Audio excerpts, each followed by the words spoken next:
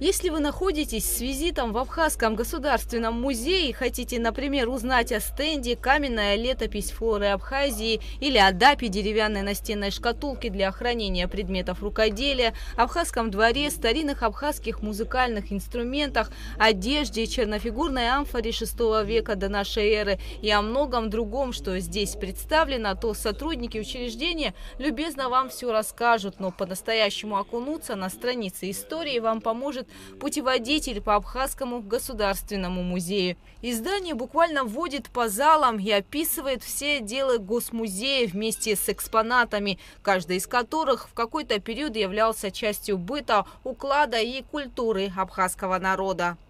Очень многие посетители всегда интересовались, они хотели, чтобы мы им представили краткую историю нашего музея, вот, и фондовые работы. То есть мы намечали это сделать, и как-то Тач Чабанович Кыцба, Царство ему небесное, он как раз-таки нам предложил в одно время, чтобы мы подготовили путеводитель. На сегодняшний день как раз-таки мы смогли издать. Редактор путеводителя и директор Государственного музея Аркадий Джопо поделился, что сотрудники, ученые приложили много усилий в создании качественного издания, описывающего разные периоды в истории Абхазии, от палеолита до признания суверенитета республики.